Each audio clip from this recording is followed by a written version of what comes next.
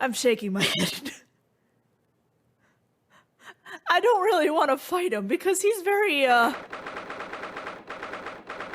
aggressive when he's very angry. 2nd of November, 8:56 a.m., the Old Bailey, defendant's antechamber. There's that old, familiar feeling again. The crushing pressure of this historic courthouse. Actually, no, it's a little different today. There's an even more menacing tension in the air. There is a menacing tension in the air here today, isn't there, I suppose? Yeah, I think so. Hi, Baroque, welcome to the defendant's chamber. It can only be the result of the menacing appearance of the defendant. A little more courtesy, if you please. Oh my, I do apologize. However, you're certainly not mistaken that this trial is far from ordinary. What do you mean? I'm not privy to the details. However, I understand that no jury has been selected. A trial without a jury? Well, that's just like the trial of the professor 10 years ago. A closed court. Good morning, my dear fellows. Mr. Sholmes. Have you made note of my hair, Mr. Naruhodo? An outright victory for science. You must agree. Oh, thank you for the follow. The notification didn't go off for some weird reason. To be perfectly honest, so much happened yesterday that, well, I completely forgot about your little hair problem. I don't know, Sholmes, it looks a little whiter than blonde today. Ha, what to one man is a little hair problem? Is to another a day of drinking dubious potions after dubious How many potions did you drink, Sholmes? You have no idea how my stomach ails me this morning. Oh dear, how awful for you. I'm afraid you only have yourself to blame, Mr. Sholmes. And good morning to you, Mr. Reaper. I'm delighted to see you looking so full of vim. And I you. I see London's celebrated great detective is as active as ever. Oh, you exaggerate, my dear fellow. Compared to my paltry engagements with a few trivial cases, the Reaper's overbearing presence is a far greater deterrent to the black roots of crime in our capital. And whilst I may not agree with your methods, there is at least one point in which I would readily commend you. What an honor. And that would be? Your eye for a good lawyer, sir. Mr. Sholmes. After all, behind this lawyer there's a very great mind. My own. Of course, Sholmes, of course it's back to you. It's always back to you. What are you trying to say? I wish only to say that you should be prepared for quite a trial, Mr. Reaper. Sorry to barge in. I don't know who's talking. Gina! What's that on her arm? It's a mourning man, I suppose. Oh, no. Ow, my heart. Father, shouldn't you be at the symposium? It's been postponed, so I have some free time. I decided to come along with the police inspector to see our country's up-and-coming student in action. Oh, no pressure. No pressure! I shall be very interested to see the fruits of your studies over the past year. Well, it's an honor to have you here. Let's hope there are some fruits to see. Odo. Oh, yes, Gina? Why'd you agree to this, eh? Why do you take him out? Take him on. This Reaper bloke. Everyone says it was him, what? What? Killed the boss? I'm sorry, Gina, but I just don't believe that. Well, if it weren't him, who was it? I don't know that. Yet. I don't care who calls him what. The Reaper's just a name. He's just a person at the end of the day. And if it turns out it was him who killed the boss, then God help him.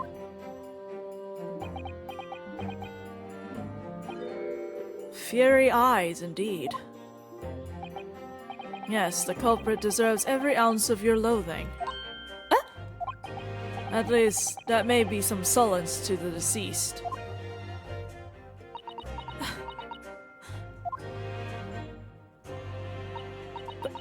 Please, Odo. Get whoever did this for the boss. Oh, Gina. I hate feeling this useless, but there's nothing I can do. So, you've got to find who's done this and make the wretch pay. Counsel for the defense and the defendant. Court will be in session shortly. Make your way into the courtroom at once, please. Alright then, here we go. The boyfriend awaits us. It's time, Mr. Naruto, Lord Van Zeeks.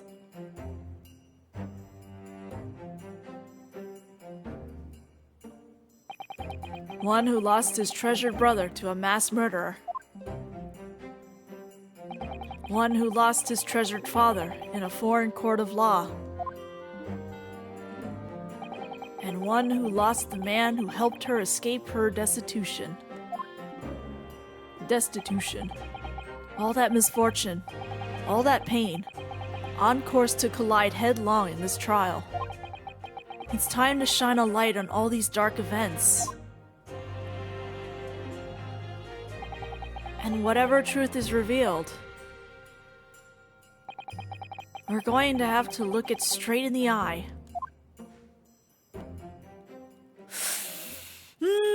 Okay. 2nd November, 9:20 a.m., the Old Bailey courtroom. Well, he's here. In the name of Her Majesty the Queen, I hereby declare this court to be in session. Now, there's one thing I like to point out. Like, this game is amazing and all, but I would like to point out how much of a letdown it is that they didn't use the juries in the final case, the final 2 cases at all. Because that mechanic is what they've been promoting in everything, like that and the dance of deduction. But you don't get your summation examination at all for the final trial. And I find that kind of unfortunate, you know? Like, it makes sense in a story way, but it's kind of a head scratcher to not have the one mechanic that you promoted on the final trial. We are here to conduct a fair and just trial of the defendant, Baroque Van Zeeks.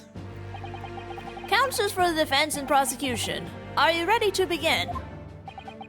The defense is ready, my lord. Hi, sir. The prosecution is more than ready. Oh, Kazuma-sama. I've been wishing to see you in court again for so long. It feels... But I never pictured it happening like this. I never thought I'd be facing you behind the prosecution's bench. The so-called Reaper of the Bailey has been a scourge like no other, undermining Her Majesty's justice system. Today, we must uncover the truth behind this scourge. In other words, this trial is going to be a lot more far-reaching than Inspector Gregson's murder.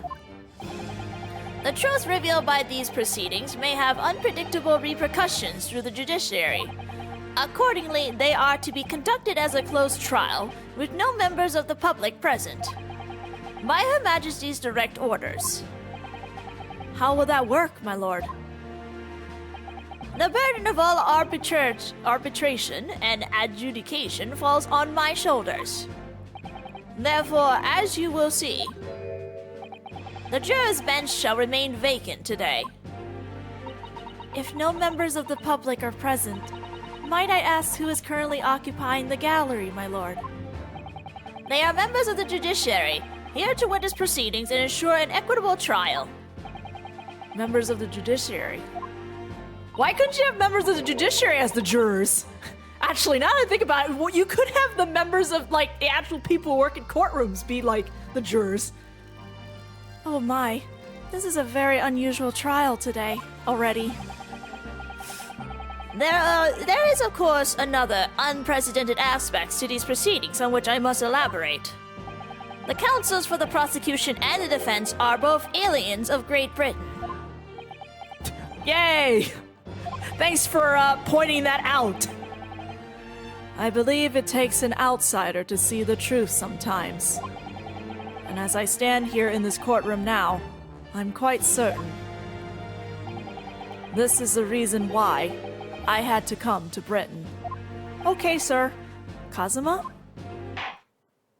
What, to be angry and yelling at your boyfriend, or what? Very well, let us commence proceedings.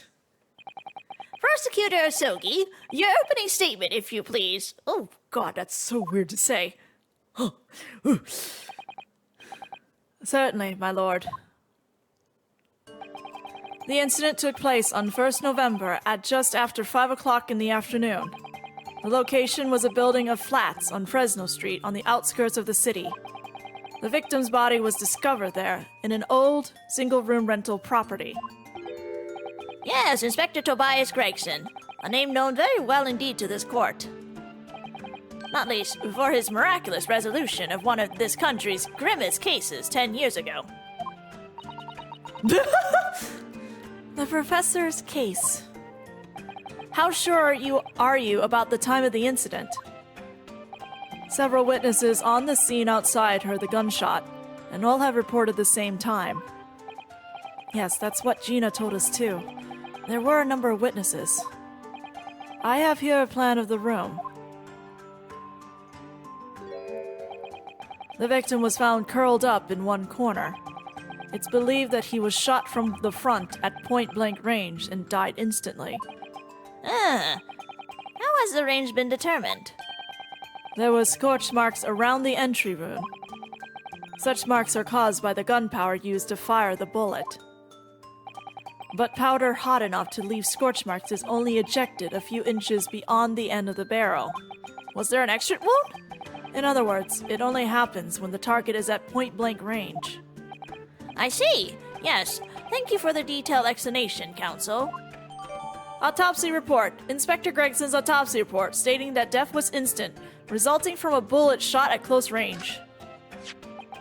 The murder weapon was found lying beside the victim. And have you managed to ascertain the owner of this firearm? No, my lord. Not conclusively. Bravo, Kazuma-sama. For not trying to use the gun as evidence when its provenance can't be proven. Furthermore, my lord, as I've explained, the revolver was fired at extremely close range. The bullet passed through the victim and struck the wall behind him. There is a candelabrum mounted on that wall, and the tip of one of the candles in it was found to have been blown off by the projectile. We noticed that too, didn't we? Yes, that's right. Thank you for the thorough report, counsel. The setting of the crime is clear to me. You will submit the plan of the crime scene as evidence, please. As you wish, my lord.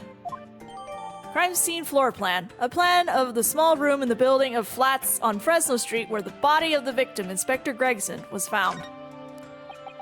Is this Fresno Street's room Inspector Gregson's private abode? No, my lord. The room is rented to a Mr. Hugh Boone.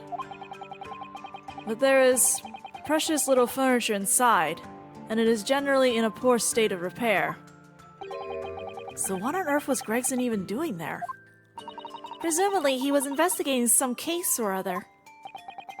When the policeman was informed of the gunshot from the witnesses and rushed to the scene, he found only the deceased inspector and the accused standing alongside holding the revolver. The attending officer arrested the accused on the spot. So, the details of the case are clear. In that case, the prosecution would like to call its first witness. A name, please, counsel. Naturally, the accused himself. Lord Van Zeeks? As a prosecutor, he believes in the oath of office he's taken, and will be compelled to tell the truth. Very well. Let the defendant take the witness stand. Oh boy. You sure? You're sure it's just that you trust that he's gonna tell the truth, or you just want to mock him? So, witness, state your name and occupation for the court. Baroque Van Zeeks, Old Bailey prosecutor. I presume, Lord Van Zeeks, that you heard Prosecutor Asogi's opening precise. I did. It is alleged that you were found at the scene of the crime, and that you were arrested for the arriving police officer by the arriving police officer. Can you confirm this? Yes, my lord. Then I'm sure the court would like to hear you explain some things away. Namely, why were you there in the room on Fresno Street at the time in question? And what exactly took place? I intend to explain away nothing. I will simply tell the truth. I must say, Lord Van Zeeks, I never imagined this day would come. Or rather, I didn't want to imagine it would come. But since you became known as the Reaper, a part of me has been dreading it. Your formal testimony, then, witness. Okay, let's go. The facts of the incident. I was investigating Gregson, and my inquiries had led me to that address. When I first entered the room that day, it was dark inside and I saw no one. A moment later, I heard the gunshot. I spun around and saw the revolver on the floor. Just as I picked the firearm up to examine it, the door flew open and I heard a man scream. It was only then that the body of Inspector Gregson appeared before me.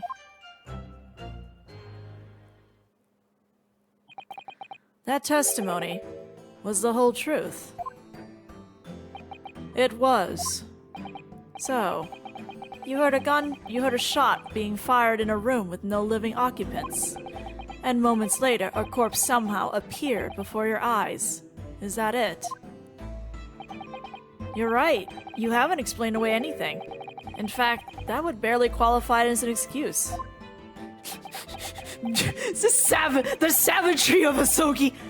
I thought you were my mute apprentice. Yet it turns out you have a way with words, Prosecutor Asogi. It would appear to be a singular tale indeed. Singular isn't the word. It's laughable. What's got into Kazuma? He's not behaving like himself at all. I mean, he's angry, Naruhodo. Very well then. He's a very angry boy. Counsel, you may begin your correct examination. Yes, my lord. Whew. Think. Hold it! Oh, I should check some of the evidence we just got, too. You were investigating the inspector. What on earth for? I'm not at liberty to say. Sorry? I'd identified a distinct possibility that Gregson was involved in a case I was investigating.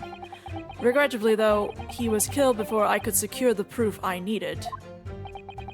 Is the court to understand, then, that on the day in question you followed the victim to the scene? No, I was privy to his movements in advance. How? I stole into his office in the yard and consulted his diary.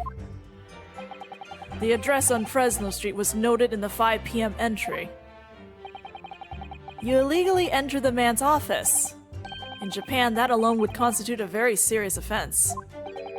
As it does in Great Britain, I assure you. Is that not the case, Lord Van Zeeks? I was aware of the possible consequences.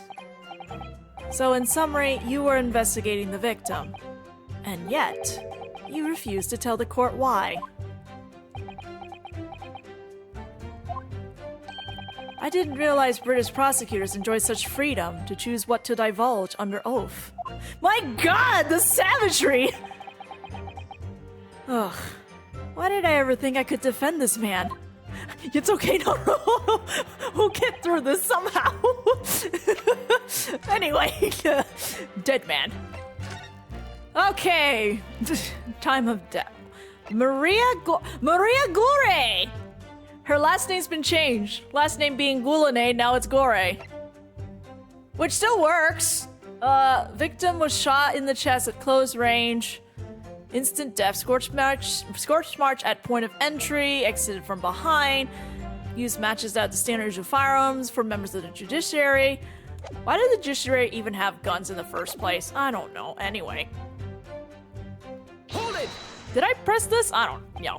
Had you ever been to the address before? No, never. I only learned of the place as a result of my investigations into Gregson's activities. There was no light inside when I entered, so it was all but impossible to make out anything. But at 5 p.m., the sun would only just have gone down. It would still have been reasonably light outside. Naruhodo, did you see that the windows were boarded up? The room has a window, but it was boarded shut. Very little light found its way into the room from outside, so it was extremely murky inside. I wouldn't have noticed if the victim was already lying on the floor. There was no artificial light in the room, you say? You're quite sure? I'm quite sure that the part of the room where the body was found was very dark. I have a feeling there was a small oil lamp burning on the desk, though I couldn't say for certain. Look, Mr. Naruhodo. Hello? There is a small desk in the room just here. Yes, I remember. And there was an oil lamp on it, as well as the framed photograph. When I entered the room, I closed the door behind me and started toward the desk to investigate. And what did you find? Nothing. I never actually reached the desk. Hold it! So, who fired the gun? I have no idea. I didn't see anybody else in the room. But you say it was very dark in there. Yes, that's right. All I can tell you is, I didn't sense another presence. Aha! Then could it be that the gunshot actually originated from somewhere outside the room? No, that's out of the question. Oh. Without doubt, the sound emanated from inside the room. I could smell the gunpowder. Ugh, this is going from bad to worse. And you say that's the point at which you noticed the revolver on the floor. Correct. And I foolishly picked it up. That was carelessness on my part. Presumably, then, the gunshot you heard came from the firearm that you somewhat hastily took in your hands. In point of fact, my lord, I believe it did not. What? The barrel of the revolver I picked up was cold, and there was no smell of spent powder. Baby slap! But then, where on earth is the gun that was fired? Wells, I would like to oblige you with an answer. I am afraid I can't. I, too, would dearly like to know that.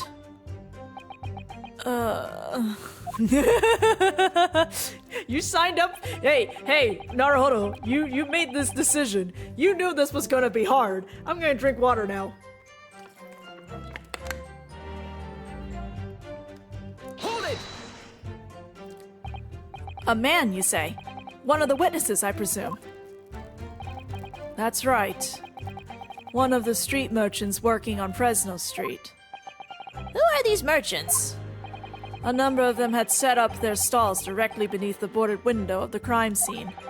A match seller, a newsmonger, and a peddler. They've all given statements saying they've heard the gunshot. And without thought of danger, they ran inside to see what had happened. Yes, Gina told us about that yesterday, didn't she? They burst through the door with some force, it would seem. They did, and almost gave me a heart attack in the process. But you're supposed to be the Reaper. He's also just a person, Naruhodo! The first man to come in immediately noticed the revolver in my hand and fled. A policeman patrolling on Fresno Street heard the commotion and was able to arrest the accused shortly after the incident occurred. Anyway, the man's scream drew my attention in that direction. Hold it! Man, Baroque, this is such a bad testimony. What do you mean by that? In what way did the body appear? I honestly can't explain it, but it's the truth. As far as I was concerned, the body hadn't been there until that point, and then suddenly, there it was. Did you perhaps hear the sound of the victim falling to the ground just beforehand? At the moment, what I heard was the sound of the door flying open and the scream of the man who came inside first. Nothing more. I see. After the man fled, I examined the body. I was stunned to find that it was Gregson. Most curious circumstances indeed. How the inspector was killed, or how his body seemed to appear out of nowhere, I have no idea. Objection! Sir! Surely the court has heard enough. My lord, the cross-examination has clearly revealed that the accused, Baroque Van Zeeks, is lying on multiple fronts. Ah, his theme is here! His theme is here! Oh.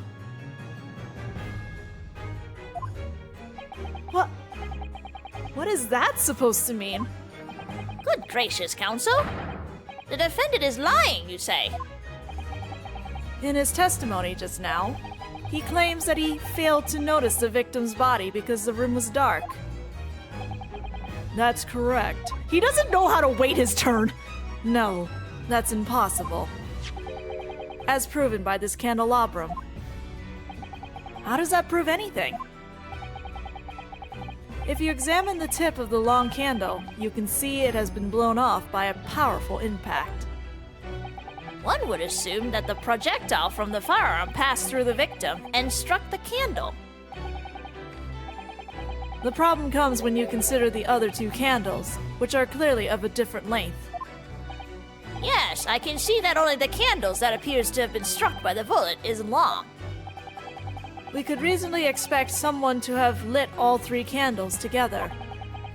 Which begs the question of why only one has ended up longer than the others.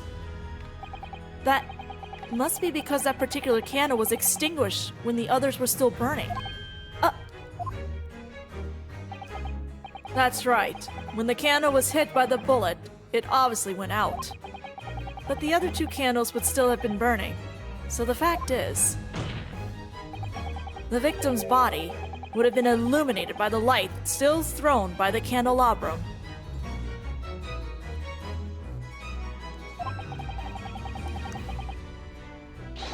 And the accuser's claim that he couldn't see the body clearly contradicts those facts.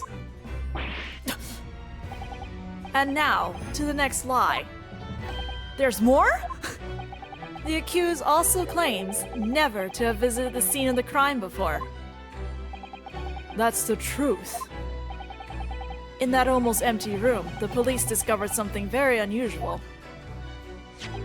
A board covered from top to bottom in police documents and newspaper cuttings. Yes, that's right. We saw it too. It goes without saying that the contents of the police documents cannot be divulged. However, they included a number of reports from various historical cases, the oldest of which was from 10 years ago. 10 years ago? This is starting to sound familiar. 10 years ago is the key word, guys! And there is a common thread linking all of the documents on that board. Indeed? What is this common thread, counsel? They're all related to cases prosecuted in court by Baroque Van Zeeks. All of them? And furthermore, all those cases are ones in which the defendant was acquitted. Good Lord! Interestingly, none of those defendants are alive today, because all of them have been sent to their graves by the Reaper. Oh no!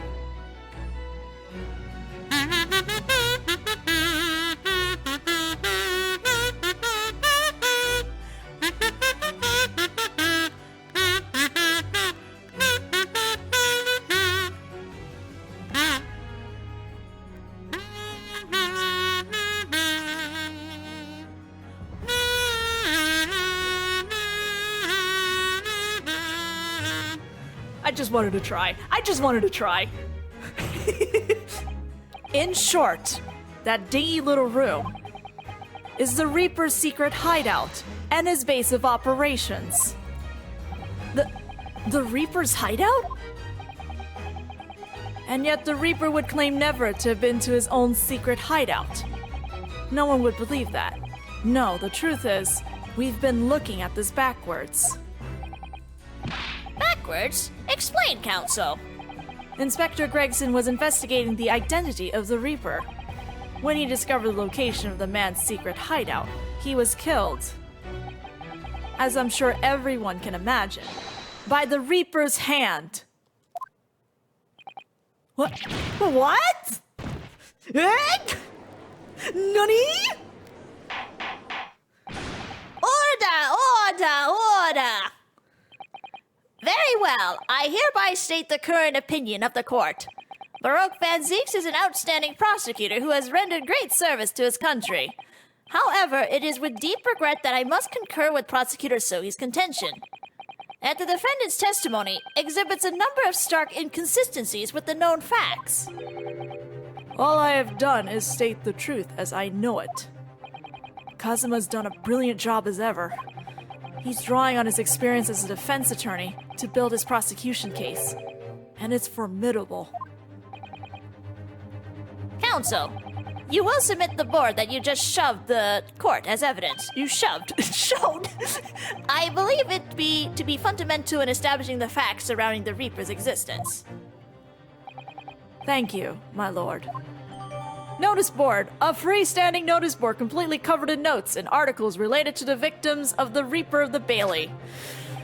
And now, the prosecution would like to call new witnesses to the stand and make Naruhodo buy things.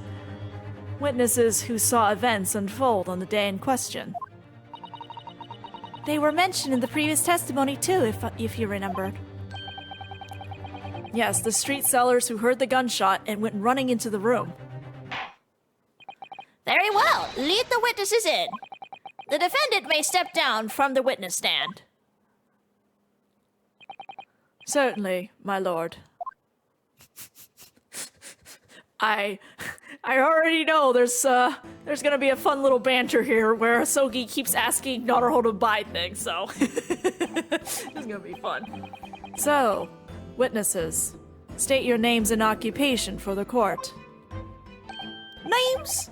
We don't use names. Far too fancy for the likes of us. We're just free and easy. So what we like, live where we want to live. Evil Espella. I give them all a vacant stare as they walk down Fresno and spin a few words into a verse for them. Hello, Beppo. You seem to be worse for wear. Ah, would I be right in assuming that all three of you make your living by selling wares on the street? Hey, everyone calls me Gossip. I sell jaunty little tidbits to passerbys, you know? Jaunty little tidbits? Got an absolute smasher for you, sir. Right up your gunnel, it is. 6 pence is the price, and not a penny less. Wait, you're actually trying to sell it to me now? Oh, come on, sir. Don't tell me you're not interested. Try the man. Give the money and see what it is. Pay the man, Counsel. No! You won't! Alright, 6 pence it is. You won't regret it, sir. Now, got your listening ears on? Just between us, young couple on Slave Street have just had twins.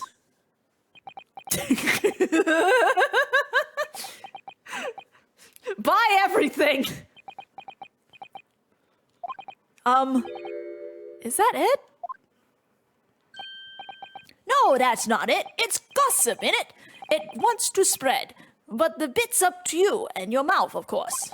I got more, you know. Want another juicy one? By the great Ace Attorney. 6 pence apiece it is, if you're curious. I am curious, yes. About what's going on just under that fat bottom lip of yours.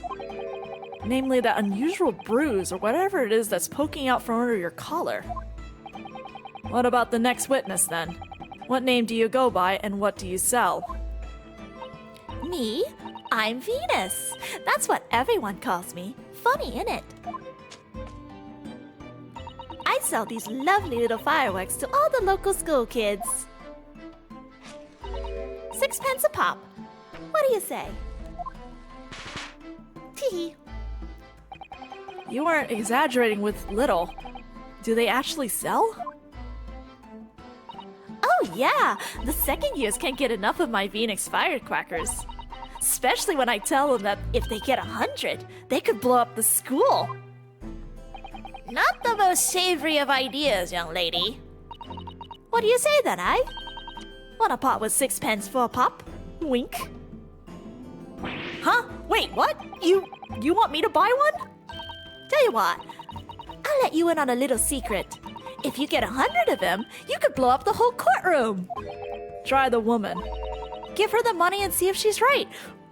Do you all want to blow up the courtroom? Pay the woman, counsel.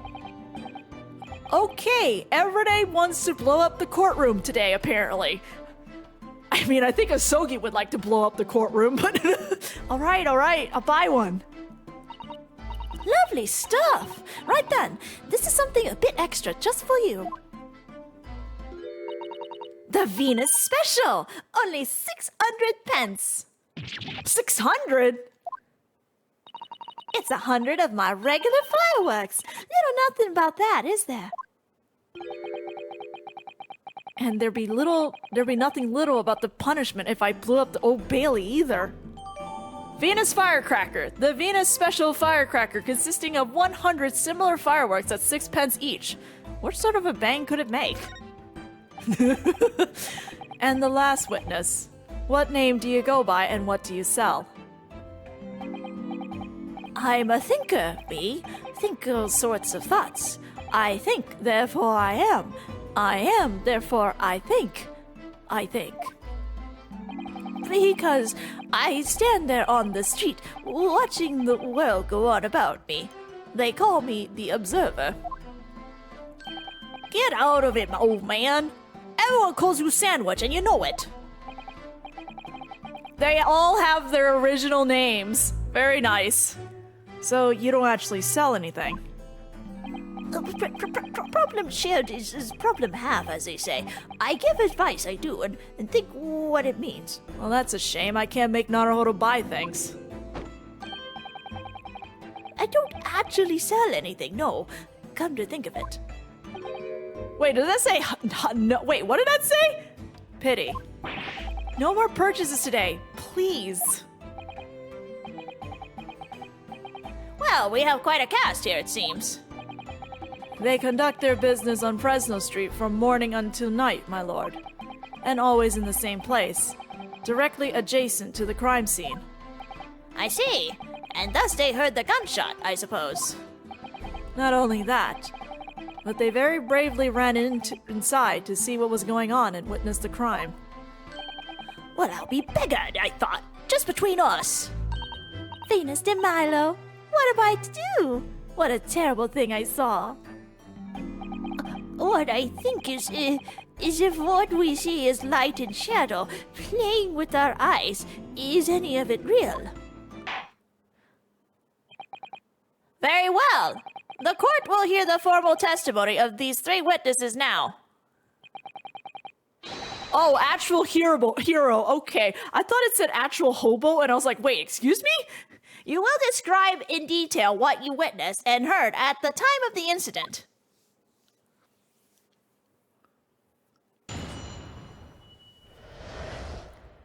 The witness's account. We saw the whole thing from start to finish, we did. Everything from the moment they went in the building. It was less than a minute after the Reaper had gone inside that we all heard a big bang. It seems to me that the quick to talk is quick to walk. Gossip couldn't wait to go and see what had happened. I ran into the room and there he was, the Reaper, gun in hand, standing over the dead body. I was scared out to death, me, so I ran off to find a cuppa.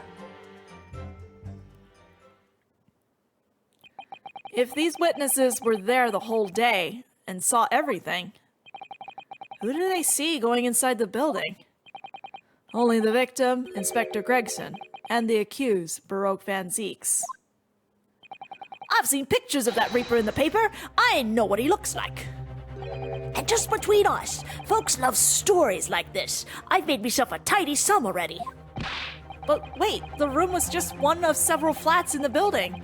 Someone from another flat could have done it.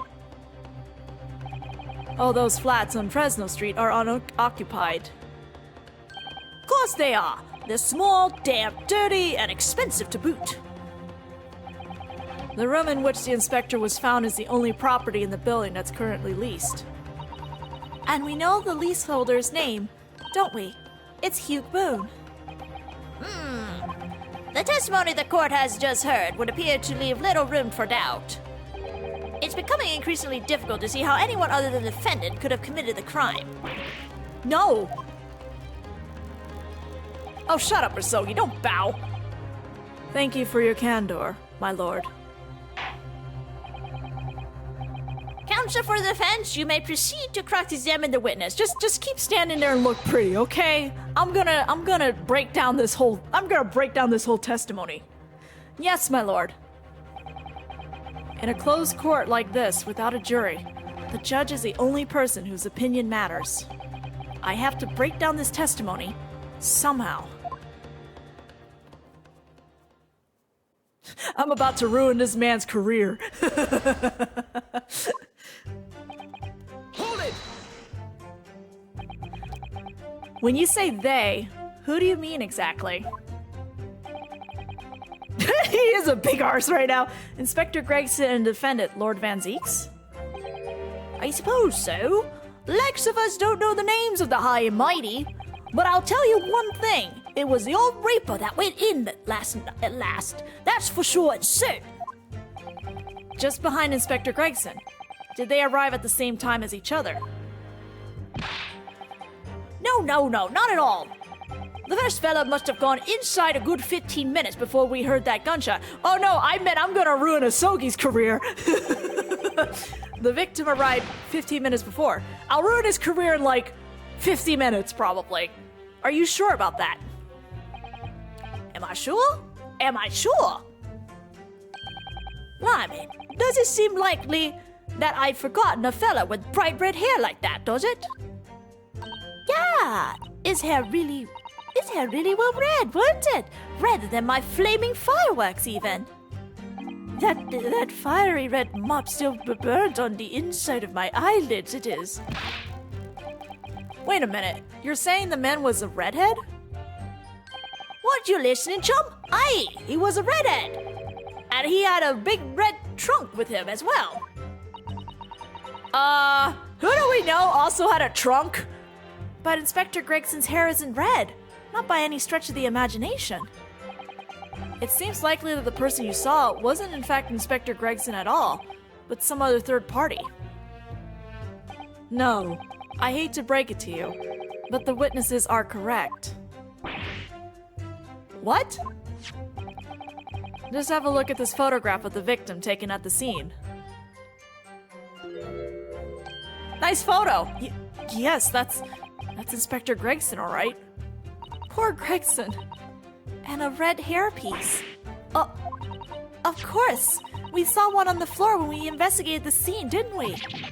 I still refuse to believe Inspector Gregson wore a hairpiece, though. So then why on earth would he have been wearing something like that? The color does seem to suit the man, one might say. Does it? The photograph will be submitted as evidence, please, counsel. Photograph of the victim. A photographic print of the victim, Inspector Gregson. His body appears to be tightly curled up, and there's a red hairpiece on his head. And what became of the trunk? What became of the trunk that the red-headed victim was supposedly carrying? I was informed that no trunk was found at the scene. What? So it just disappeared? Maybe we should address the trunk? What? You expect us to have been watching the building every second, do you?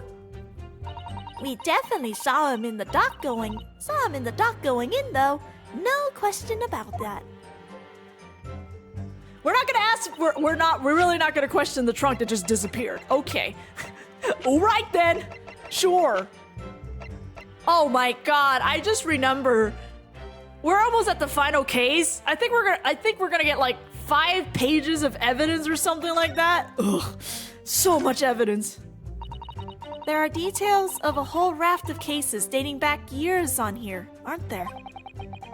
This paper from 10 years ago is browning with age. Look. Out of interest, the most recent thing appears to be this newspaper cutting here. Oh, it's the same red-headed leak advertisement that Mr. Sholmes had picked up. Do the British say advertisement? I feel like I say advertisement, but I feel like advertisement is also another way people say advertisement. And do you remember? There was a red hairpiece at the scene too. Was Inspector Gregson an exponent of the red-headed leak then?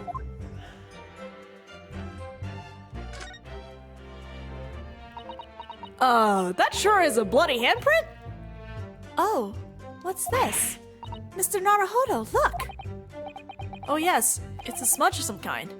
In fact, it looks just like a handprint. And the color, that's blood, isn't it?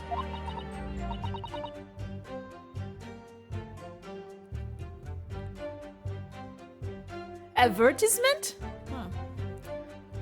Oh dear, how disturbing. There's a bloody handprint on the backside. Was there? No, I don't think there was anything else, right? That was just it. Okay, there's a handprint there that's upside down.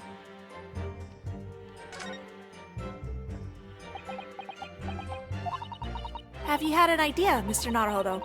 You're staring at the end of the end of the string of fireworks. Sorry, it's just that it's the Venus special. I was wondering what 600 pence worth of fireworks would sound like. Shall we find out? What? But she said it could blow up the whole courtroom.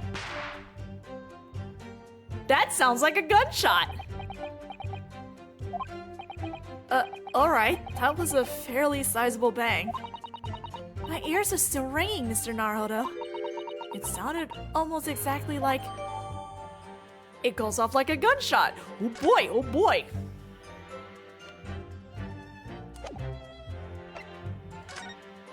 Dear old Gregson. Gregson, why? Gregson, honey. Was that it? Okay, that's it. Hold it! By which presumably you mean the gunshot. I sell these little things, don't I? How would I know what a gunshot sounds like? You definitely know what a gunshot sounds like. But I've always thought it probably sounds a bit like this, doesn't it? And you say that you heard the noise almost as soon as you saw the defendant here enter the building. That's right. It was almost straight away. Bang, it went, just like that. Well, he's a raper, ain't he? It's what the French call a fait accompli. Or comply. When the reaper's around, people are going in the ground. I mean, that's what he does, ain't it? I think we get the message. The Reaper couldn't allow the inspector to live after he discovered his secret hideout. There can be no clear motive for the crime. Yes. It's certainly an eminently credible motive. Great. And at that point, you ran out inside, is that correct? Hold it! So, when Gossip ran to see what had happened, did you go too? Well, me, I'm a bit hampered, see? All the signs that I can't move very well. You were away behind, presumably, with that sandwich board around your neck and that big sign in your hand. What a great burden you bear. Pardon me for asking, Mr. Sandwich, but is it possible you and I have met before? I'm not anybody, me. The signs are what make me who I am now. I sign, therefore I am. Oh, Beppo! Poor Beppo. So, you weren't employed as an omnibus driver just under a year ago, then? I might be mistaken, but I believe his trembling has intensified, Mr. Naruhodo. Yeah, I agree. He's clearly been through a lot. Man, Naruhodo, you're saving lives but also making other people's lives worse. Turn down King Henry Street and the Black Widower's Arms is just there. Oh dear, you made him hide behind a sign. Life is full of surprises. Oops. Hold it! So then, you were the first person to arrive on the scene, is that right? That I was! Kicked the door open like a professional I did and yelled, "What's going on here?" Lord Van Zies claims all he heard was a man scream, though. And was it dark inside the room? No, not dark at all. There were candles burning on the wall. Really? And there was a fella collapsed on the floor. But just between us, it's the first thing I noticed when I got inside. I see. Even though Lord Van Zies claims not to have seen any such lights on the wall. The next thing I noticed was someone standing right beside the body. The accused, Baroque Van Zieks. That's right, the pale-faced Reaper himself. I was a little shocked, I won't deny it, but I'm no lily-liver coward. I stood my ground and gave that Reaper a cold, hard stare myself, and Beppel's like, "Excuse me?" And was there anyone else in the room at the time? No, of course not. Not at first. But then this old stiff came waddling along behind me, of course. Only him, mind. I can't handle stairs so well, as you can imagine, especially on the way up. And you couldn't have just failed to see someone? It was a bit dingy in there, I grant you. But there were the candles on the wall and the lamp on the table. There was nowhere anyone could have been hiding. You mark my eyes. Ugh. Hold it! So you didn't run into the room with your friends? I'm not that sort of girl. Sorry? I'm a timid little thing, me. I was too scared to go in there. Ah, right. I see. I doubt? Old Lippy and the witch ran in there, and then I heard a sort of old lady scream. Well, that wasn't me, I swear. If I were a gentleman, I'd stake my honor on it. I wonder what on earth was going on. Which is when you went to find a policeman. I ran into a copper as soon as I turned the corner, so I brought him back to the place. Didn't I do well, eh? Just between us, that copper's eyes nearly popped out of his head when he saw the Reaper. I've never felt more uncomfortable in my life. And the defendant was arrested on the spot, I believe. Considering the catalog of killings the Reaper had carried out, it was a particularly inauspicious end. If I can't find any holes in his testimony, I'm afraid the judge will give a ruling of guilty, Mr. Naruhodo. The truth is, though, their combined testimony is fairly damning. Unfortunately, there don't seem to be any obvious problems with their statements, do there? Still, if Lord Van Zieks really is innocent, then I'm almost certain that we'll find something in there that doesn't quite add up. You don't think that one of these three could be the true culprit, do you? I don't think so. I don't know. But what I do know is that there's more to this case that is yet to be brought to light. Also, if my understanding, the defense is going along that Baroque is telling the truth. So, everything he said is true. Therefore, we have to find the lies in any of these witnesses. They are the inconsistency, not Baroque. Hold it! Once again, though, why are we asking about the trunk that mysteriously disappeared?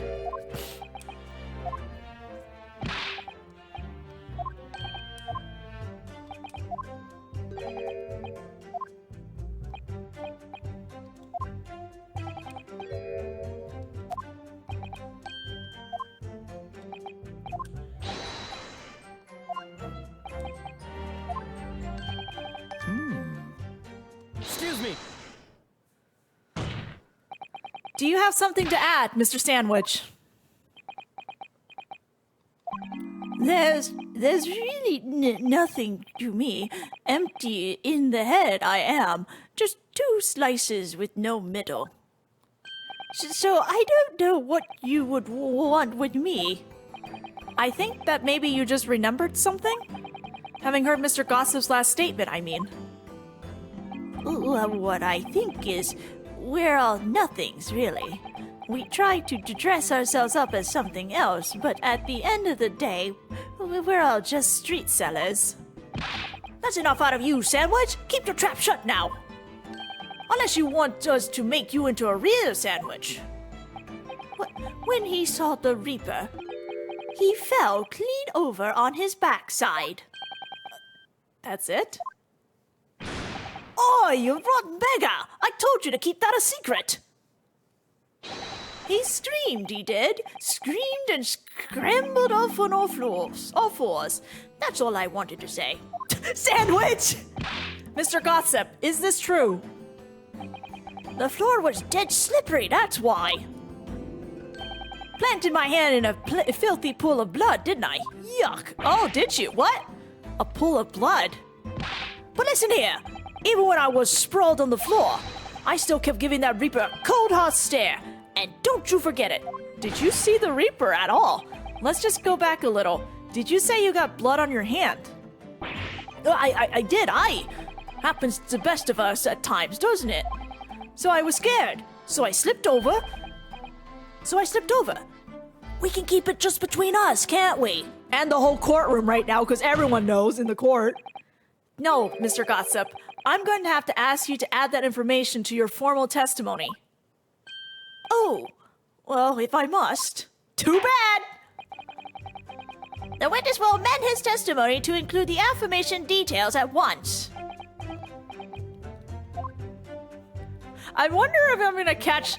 I don't think it's in this trial, but I'm sitting here wondering if I'm going to catch a particular thing that Asogi's going to say at one point, where I'm just going to be, like, making faces at him. Okay, I slipped over and got blood on my hand, so I quickly wiped it off on the floor. Hold it! On the floor, you said? You wiped your hand on the floor. Well, who wants blood on his hand, eh? Horrible stuff. They might have thought I'd done it. Nota. Nota? That's a weird British phrase. And you didn't think that might be a problem? Does it really matter if I left a few grubby handprints on the floor? They'll get cleaned up in the end, won't they?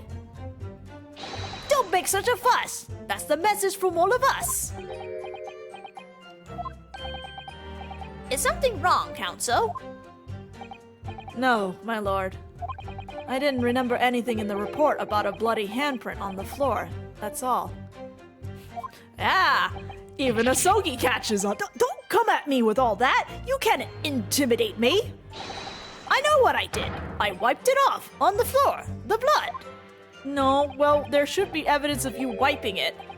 I wonder, could that be what happened? Nope. Mr. Naruhodo, I don't have all the answers yet, but I think we may have just uncovered a vital clue.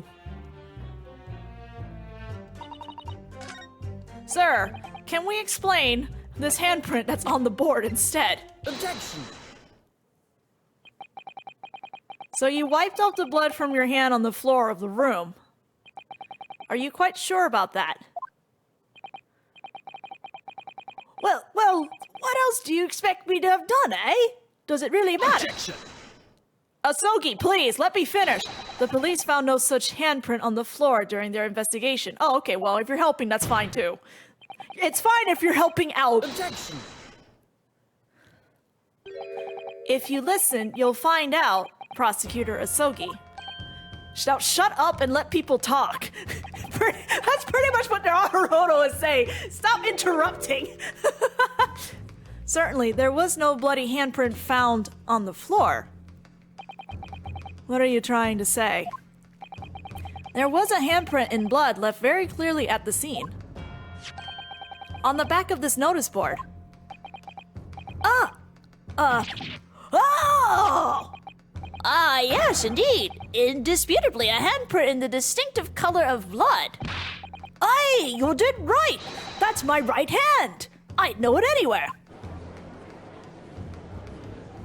Objection. The witness very definitely testified that he wiped his hand on the floor. Any handprints on the back of the board are irrelevant. Are they? Objection. Are they? Not if the board itself had fallen over onto the floor. In that case, it's quite possible for the witness's handprint to have ended up there. Just look at the floor plan of the room. The notice board was in the opposite corner of the room to the victim and in an upright position. Even if it had somehow been toppled and was lying on the floor at the time, it would have been a considerable distance from the body. I fell over when I came across the body, so I was basically right next to the corpse, not on the other side of the room. Hold on. The board must have not been where it is in the map. In other words, the defense's assertion is contradictory. Yes, it is. Look at Naruhodo. He's brushing off these claims. He's so confident. I love this boy. I love him so much. He's gone so far. There's a very definite contradiction here, for which there must be a reason. I take it you formulated a proper hypothesis, counsel. He's just brushing off the prosecution, and I'm in love. Regarding this apparent discrepancy between the witness's account and the handprint found at the scene. I have, my lord. This discrepancy between the witness's account and the location of the handprint is explained by the board moving. The real contradiction here is the handprint itself, not where it was found. As the court can see, it's upside down. Good gracious, so it is. If the witness had put his hand against the board, the finger should be pointing upwards. What does that tell us? It tells one simple fact. When this handprint was made, the board must have been lying on the floor as I previously suggested, which means that after the incident, it must have been moved. What? Objection. You're claiming that somebody moved the notice board after the shooting. Then tell the court who. I don't know that yet. But the point is, when you consider all the testimony we've heard so far, we can now be very clear on one point. Oh God, I'm bad at read. I need to read before I speak. And that would be the position of the notice board at the time of the incident, my lord. So, counsel, I must ask you to clarify your assertion for the court. At the time of the incident, where do you maintain the notice board was situated? Probably here? Take that! This is the only possible location. Immediately adjacent to the doorway. If the court would think back to the testimony given by the defendant earlier, he said that when he entered the room, it was dark, and he couldn't see the body. Biach! If the notice board had been here, the body would have been completely hidden from view, and the light from the candles would have been blocked, making the room appear darker. Objection. But the accused also claims that the victim's body simply appeared before him. That's true. Or, in his precise words, just as I picked the firearm up to examine it, the door flew open and I heard a man scream. It was only then that the body of Inspector Gregson appeared before me. I don't know about calling it a scream, but he was talking about me, no mistake. 'Cause it was me that kicked the door open. If you look again on the floor plan, consider what would happen if the door to the room was thrown open with force. That can't. Oh, it can. The door struck the notice board, knocking it over and making the victim's body visible. Good gracious. My client has told nothing but the truth. He has simply described what he saw. Ugh. God, I love Hosogi's damage animation because it looks like he's going for the math that's not there anymore. Like, that's a nice detail. Order! Counsel, how has this not come to light before now? After the incident, somebody must have righted the board and moved it into the position where the police, myself, and my colleagues saw it when investigating the room.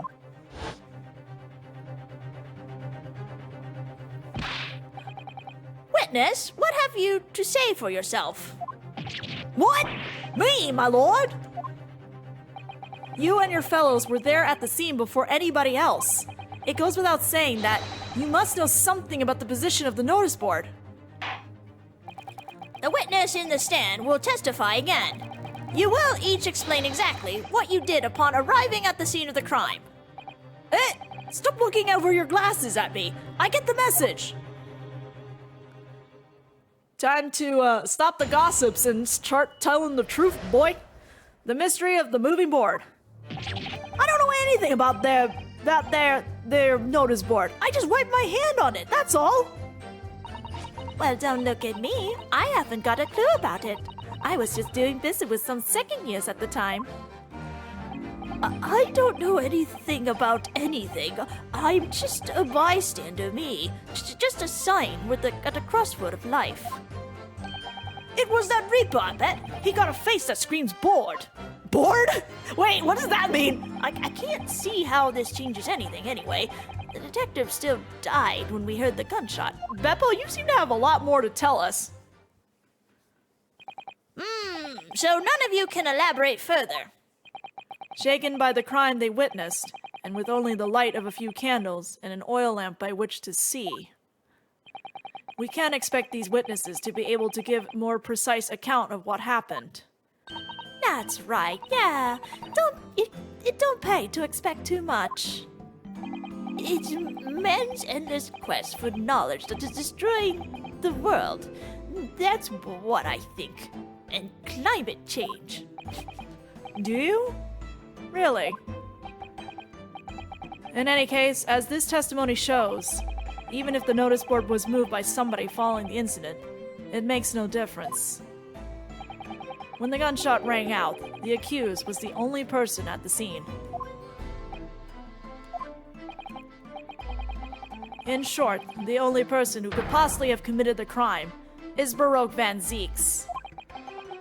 Flat Baroque! None of this wrangling over the board changes that simple fact. Are you sure? Quite so. Does the defense still wish to cross-examine the witnesses despite the circumstances? Heck yes! Most certainly, my lord. Very well, then you may proceed, counsel. I sigh. Asogi, why you gotta be like this, man? Why you gotta be like this? Also, the music already picked up. We're only on the second testimony.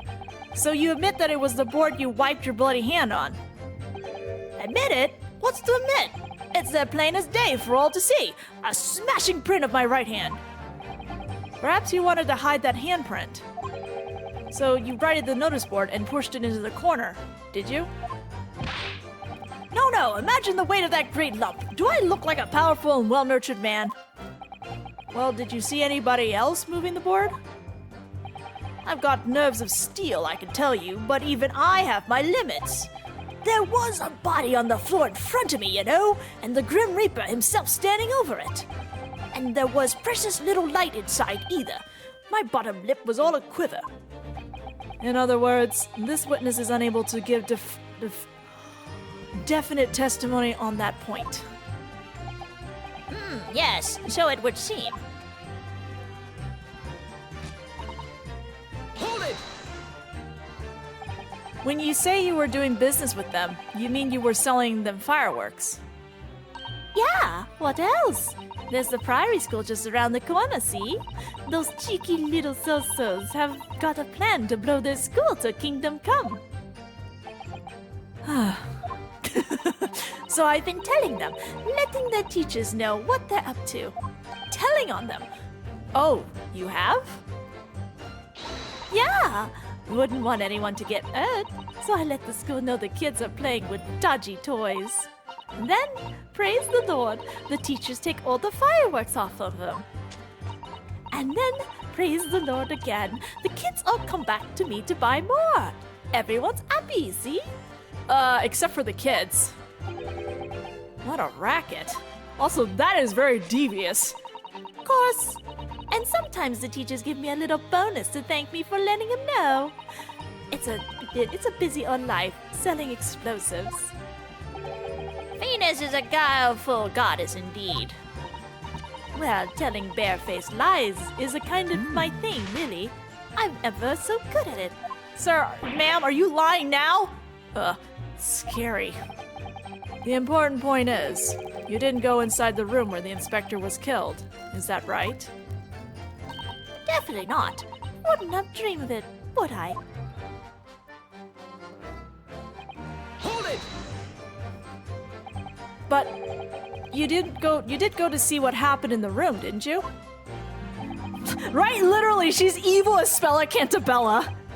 Fresno Street is my whole world. It's all I know, and I know all of it. I have to make it my business to know if I want to hold my sign up high. So you did go to see what had happened? It's not the destination that's important. It's how you get there, isn't it? Did you notice the notice board in the room? If you think about it, we're both the same species, aren't we? Both different members of the sign family. What are you... So if I'd spotted it, I might have tried to trip it up out of sense of rivalry, I admit. Someone really needs to tell you that you're Homo sapiens, not Homo sinians. Okay, that was a good line. Does that mean that you did notice the board? I can only repeat what I said before. I didn't know anything about anything. I'm just a bystander. Me, just a sign at the crossroads of life. In which case, just who was responsible for moving the notice board? Hold it! What exactly do you mean by that? Oh, come on now, don't tell us you've not noticed. He looks like he hates everything in the world, that fella. But not notice boards. They're the one thing he likes. You could see it in his eyes. Really? I can't say I'd ever noticed. I'll tell you one thing for free, though. I never took my eyes off that man on the floor, or off the Reaper. Not for a second. Sorry? Well, I was that scared. I couldn't. You never know what a fiend like that might do if you look away, do you? If you didn't take your eyes off the defendant, you should be able to confirm categorically whether or not he was the one who moved the notice board. I was gonna say, or shoot the guy. Aye, that I can. The Reaper did nothing of the sort. I can swear to that. I couldn't have missed it if he'd heaved the thing upright again and dragged it into the corner. Right. Glad we cleared that up. What happened to the face that screams bored? I feel your pain, Kazuma. I'm sorry, this is great. This is a circus.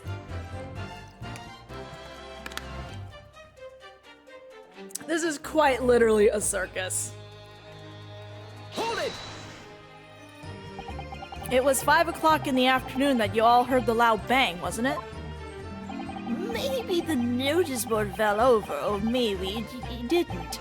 Maybe I fell over, or maybe I didn't. It's gotta be one or the other, Sandwich. But the Reaper's fate is sealed either way because of that gunshot we all heard. So your fate's sealed too. My fate? That's right. The defense is fated to lose, and the prosecution to win.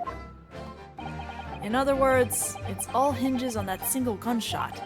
So if I could just find some problem with that part of their story, it may be possible to change all our fates. Of course, none of that changes the fact that I heard what I heard, does it? Not much to go on. As you pointed out, Mr. Naruhodo, there's no question that the notice board was moved, so somebody must have done it. But it did happen after the event, so maybe Kazuma's right, and it's not relevant to the case.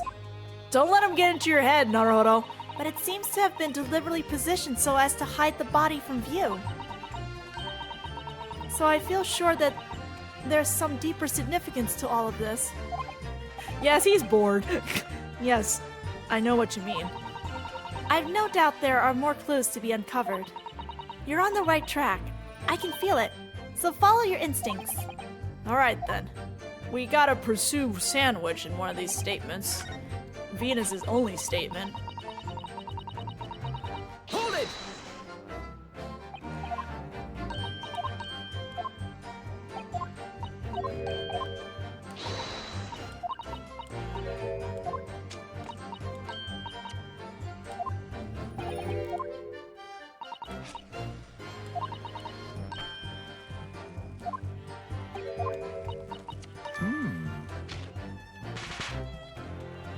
Excuse me.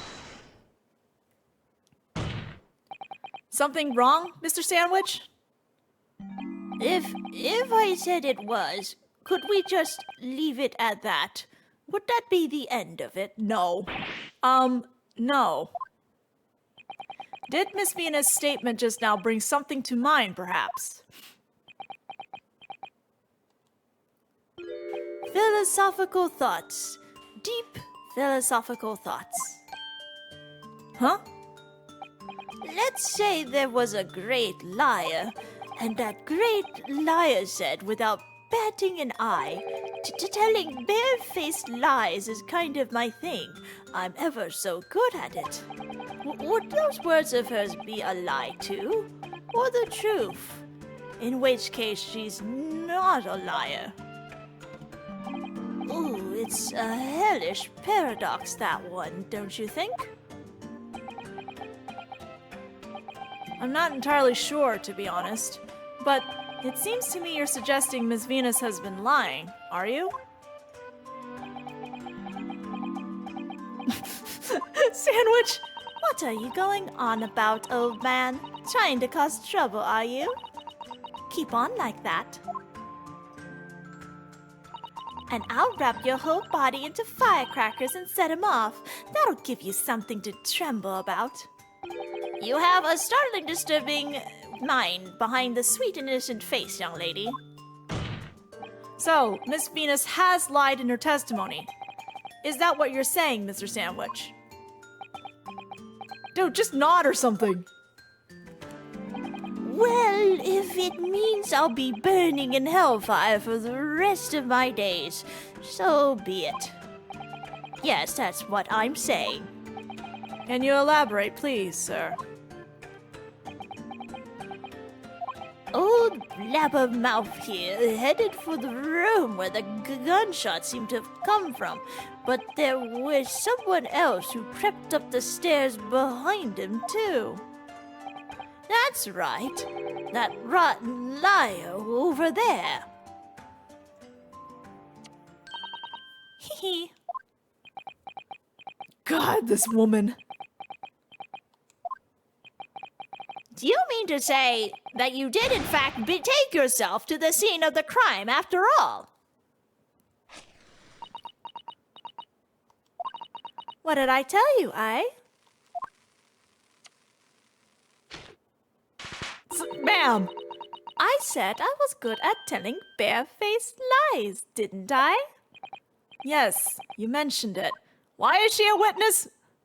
Well, that revelation rocked the whole courtroom, didn't it?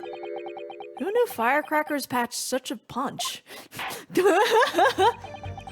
So you did indeed visit the scene of the crime, did you, young lady? Good grief.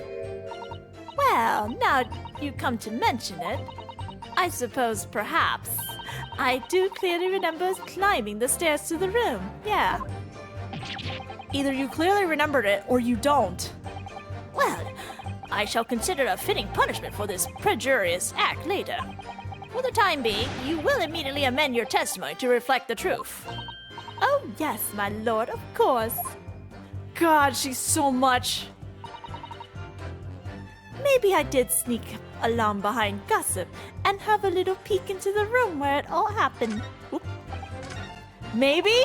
Is that a yes or no, lady? You make a habit of lying, do you, Miss Venus? Well, I suppose so. I don't really know, to be fair. If you want my advice, though, I take everything I say with a big pinch of salt. All right. But you did, in fact, go to the room where the victim was killed on the day in question, didn't you? Oh, please, as if I would. I can't think of anything more terrifying. The truth, please. Well, all right, just a bit then. Oh my god. I mean, a girl my age is curious about stuff, you know? Did you touch anything at the scene? Oh, please, as if I would. I mean, there was a dead body on the floor. The truth, please. Well, all right, just a bit then. I had a look to see if there was anything I could sell. So I did get the place a once over, but it was nothing to write home about. Holy crap! Right. Now I hesitate to ask, but also thanks Cosimo for helping. You didn't move the notice board by any chance, did you? Oh, please, as if I would touch anything like that. Just a few bits of loose change is all I had. The truth, please. Well, all right then. I thought there might be something worth have underneath it. So I blasted the flipped the blasted thing.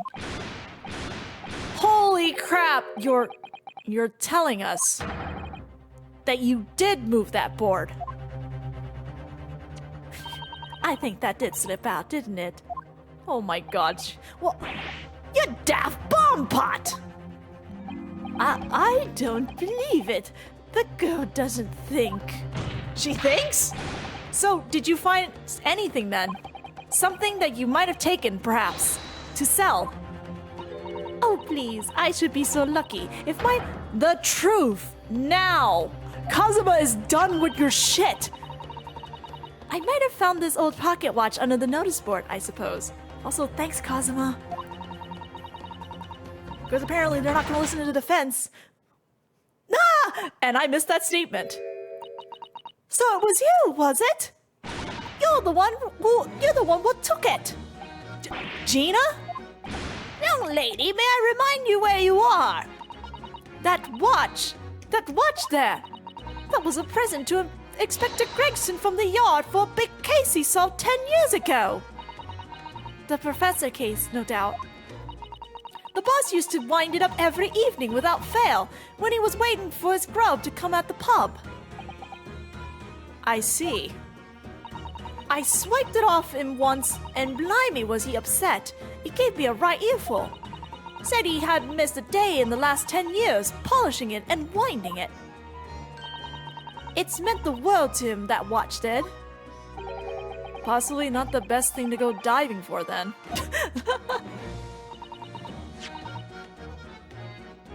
It's not all that though. I took it to Jabez that night to ask how much it was worth, but the old dealer wouldn't touch it. Wouldn't give me a penny for it. Said it wasn't working. Knocked about and worthless, he called it. Ugh! I knew I should have lifted it.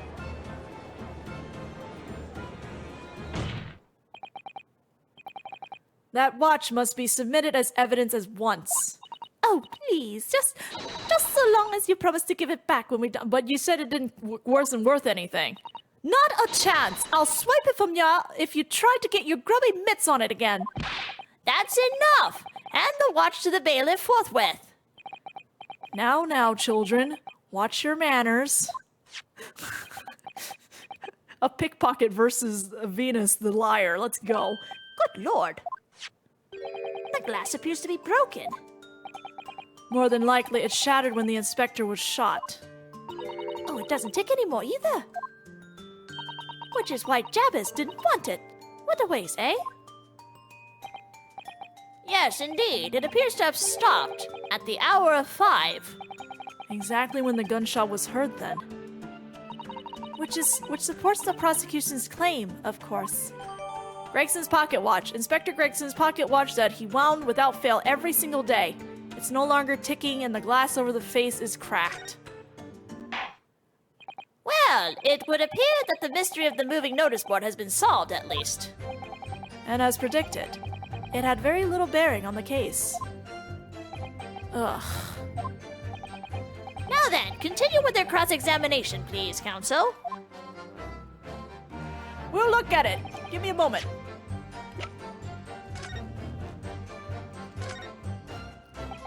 The glass over the face really is badly cracked. Look. What a shame when the inspector clearly looked after it so carefully.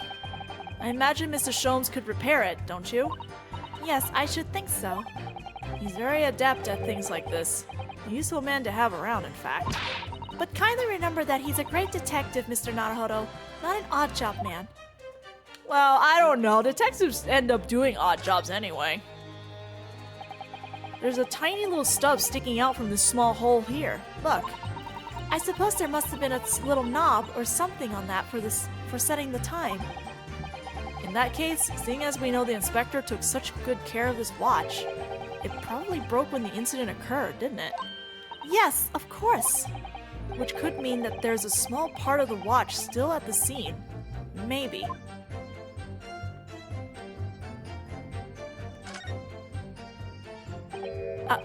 There's a tiny little keyhole here. Can you see? Oh yes, that's probably for the winder used to wind up the mechanism. It looks a little unusual, don't you think?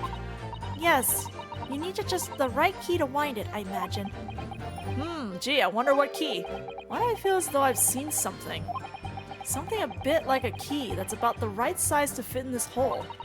It would be wonderful if we had the key. Let's check carefully over what we've already found. Okay, let's look at the soldier again.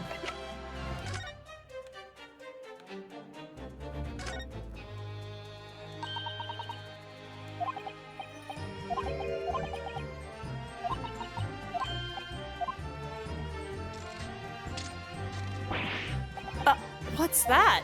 It appears to be some sort of key. But it's tiny, though. It couldn't be a key for a door, not at that size. So what is it for, I wonder? What do you think, Naruhodo? Miss Susato, do you think perhaps this key could be the key for Inspector Gregson's watch? Oh, yes, it could be. Let's try it at once. There's not a moment to lose.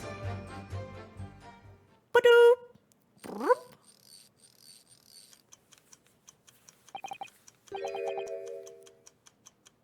I knew it. It's a perfect fit. And look! The inspector's watch has started going again. So it's obviously just not been wound up, that's all. What is it, Mrs. Sato? Well, if the watch isn't actually broken after all, I have a feeling it could have profound implications. So we're gonna present the watch or the key is what I'm trying to figure out.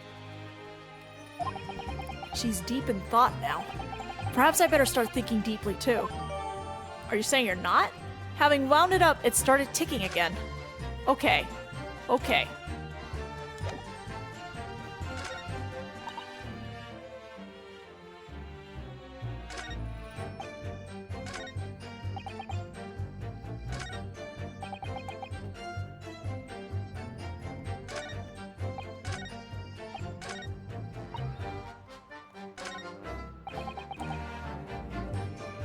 Okay, it's not the notice board. I think it's the last statement. I think it's Beppo's statement about things not changing. Yeah, I think it's this statement. We're presenting the watch, I believe. Objection! Hey! We did it! We did it! I'm afraid that's not necessarily the case. Ooh. At the scene, we found this key to the winder of the inspector's pocket watch. A key. And having wound the pocket watch, we discover that it in fact still works. You see, the watch didn't stop because it was broken at all. And that fact completely undermines one of the most fundamental premises on which this entire case has been built. What?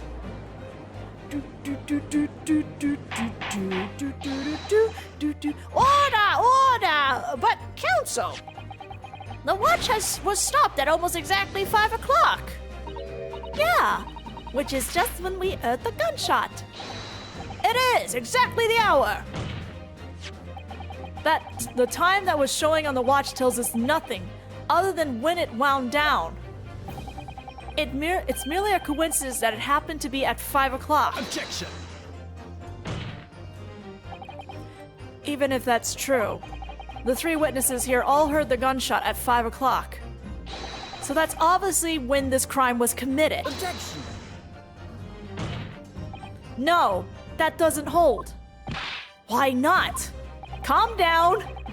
Recall that Inspector Gregson said only moments... Inspector Lestrade. Inspector Lestrade said only moments ago. The boss used to wind it up every evening without fail when he was waiting for his grub to come at the pub. Said he hadn't missed a day in the last 10 years polishing it and winding it. It meant the world to him, that watch did. The victim was in the habit of winding his watch once a day, in the evening. We can reasonably assume, therefore, that he wound the timepiece on the evening before he died as well. Yes, that would be entirely reasonable. But if that's the case, you wouldn't expect the watch to have completely wound down by 5 o'clock the following day. Oh, well, how would you explain that? In summary, the evening before the day of the incident when the gunshot rang out in that room, the inspector was already unable to wind his watch. You can't mean... What would stop a man winding his watch if he's been in the habit of winding it every single evening for 10 years? The obvious answer is that he was already dead. Rubble, rubble, rubble, rubble, rubble, rubble, rubble. Bang, bang, bang. Order! Counsel, that is a most extraordinary claim. Objection! Extraordinary isn't the word. It's absurd. You claimed he was already dead the night before. Oh my god, the details on frickin' Asogi's outfit in HD. Because if you know, they added more detailing now they're in HD and certain stuff if you actually look. Like the stitchings on like Naruhodo's DLC outfit and like Shom's outfit. Do you really think that Scotland Yard's coroner would have overlooked something like that? Well... Now, Asogi, were you not with us for the last case? Did you not realize that Dr. Sif messed up the autopsy too? On that subject, there is something rather surprising. There's actually an omission in the coroner's report. The time of death is not noted. That's right. Wait a minute. You're forgetting that my legs went from under me when I kicked the door in. What do you mean? Like I said, I planted my hand in the dirty great puddle of blood. Yes. So the victim's blood hadn't dried. It was fresh. Is it his blood? He catches on fast, doesn't he? Objection! He's so cool. But that blood could be explained in a number of ways. It could have been put there afterwards. Some fresh blood could... Sir, let me finish. I know I'm really bad at English, but let me finish. Does my learned friend think that fresh blood is available on every street corner? He said learned friend. Well, it needn't necessarily have been human blood, of course. We've been told previously that Scotland Yard has no way to identify blood as humans. The problem is currently being researched. At present, you are correct. It is beyond our abilities. So then, a chicken's blood could have been used, for example. I love how Naruhodo uses chicken as an example, and I'm like, sir, you knew exactly what you're doing when you said chicken, when the prosecutor is Asogi. It's certainly a possibility that it wasn't the inspector's blood at all. Rubble, rubble, rubble, rubble. Objection! Apparently learned friend is actually what what lawyers say to each other back in the day. So, I mean, I know Baroque brings it up all the time, but it's actually a phrase that is said between lawyers in court. But the gunshot was heard at 5 o'clock that afternoon. That's beyond question. Is it, though? What?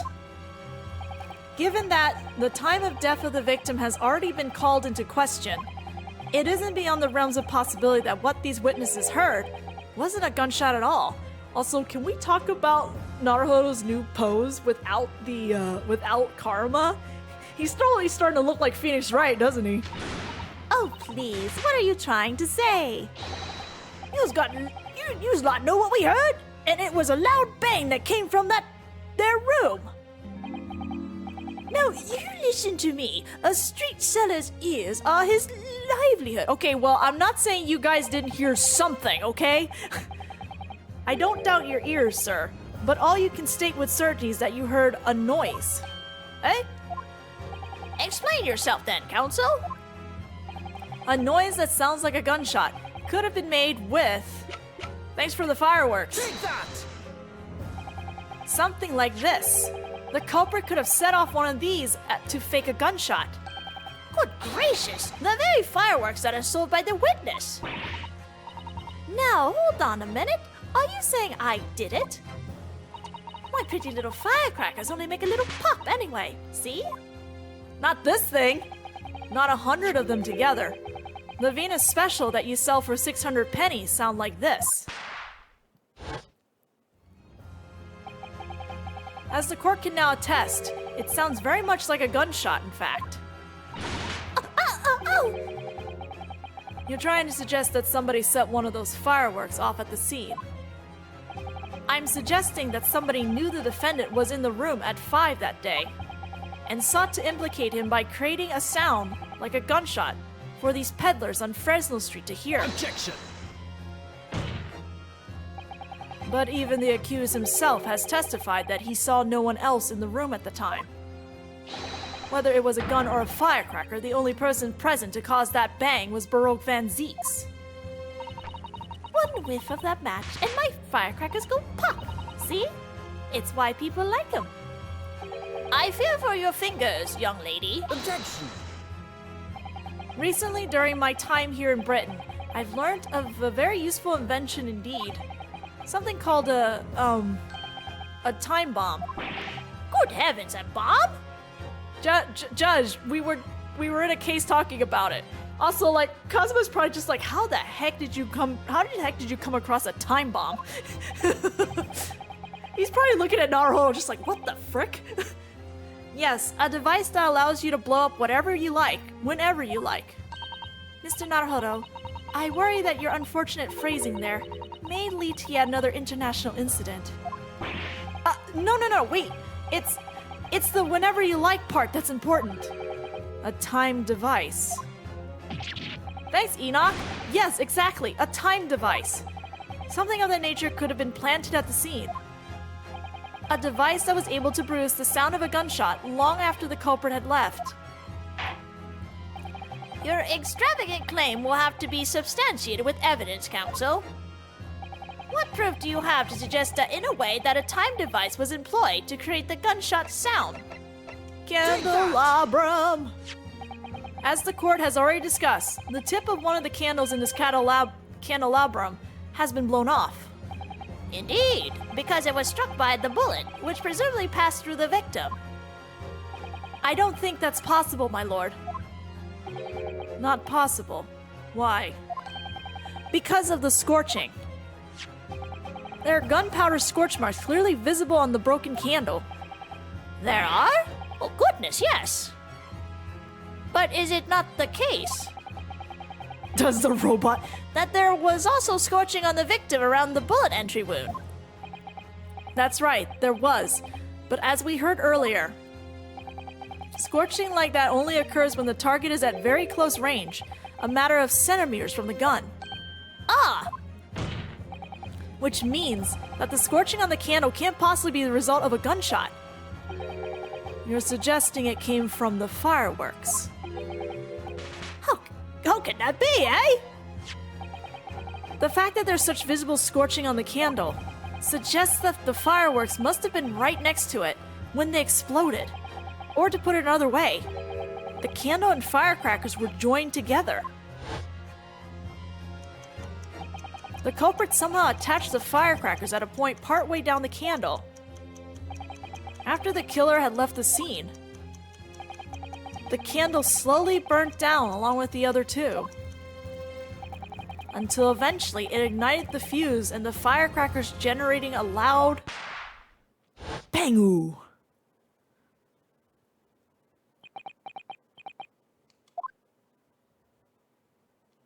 And that is how these three witnesses came to believe they heard a gunshot at 5 o'clock.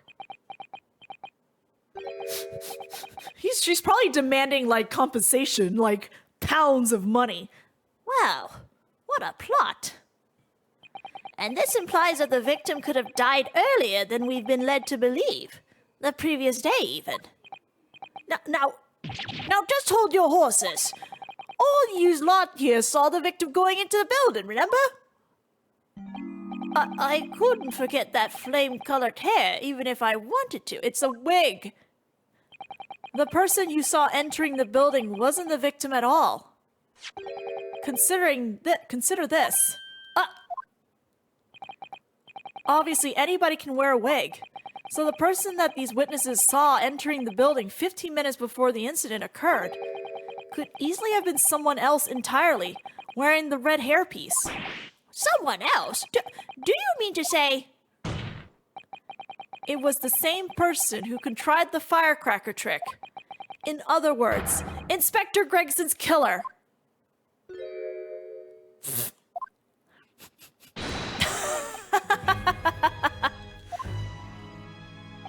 Oh, very impressive, Ryanosuke Naruhodo.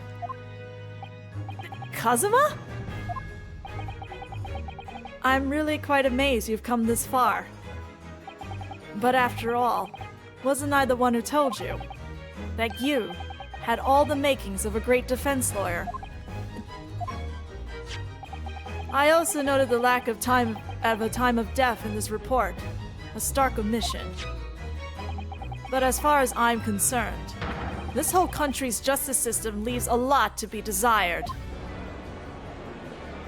Yeah, I said it. Order!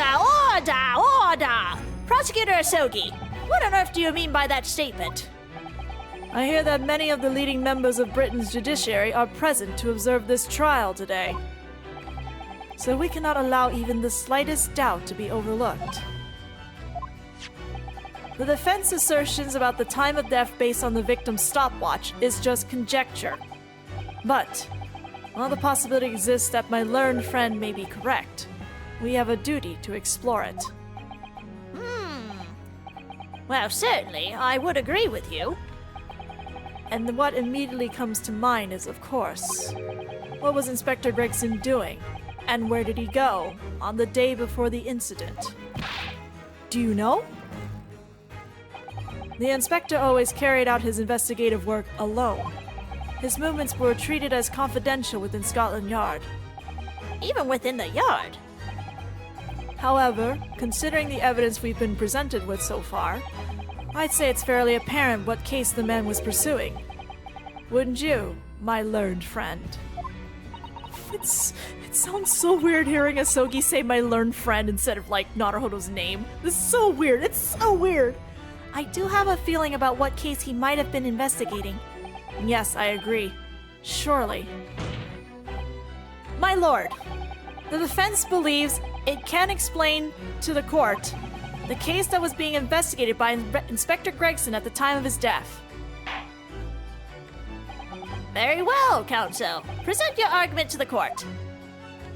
What evidence is suggestive of the case being investigated by the inspector on the day prior to the incident? Take that!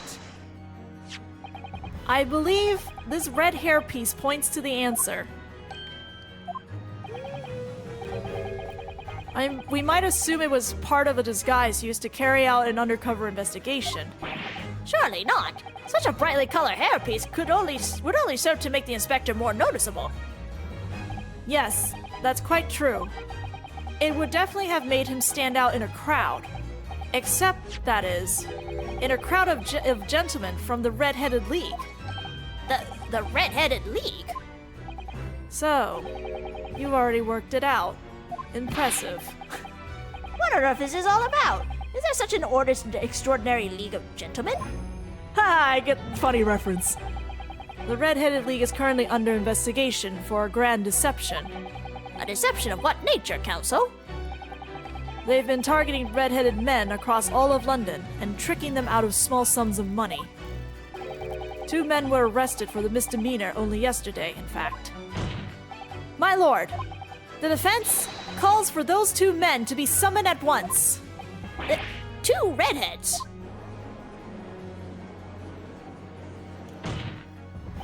Inspector Gregson clearly infiltrated the Red-Headed League using this hairpiece, so it's very likely that he had direct contact with these criminals.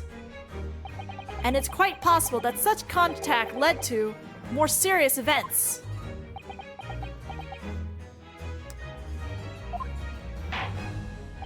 I concur that we cannot in good conscience leave this new avenue unexplored.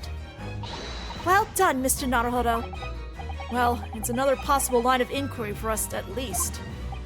The prosecution will make immediate arrangements for the charged men to appear. Bring these 2 Red-Headed League conspirators before me, Prosecutor Asogi. At once, my lord. Very good. We'll have a 30-minute recess. Court is adjourned.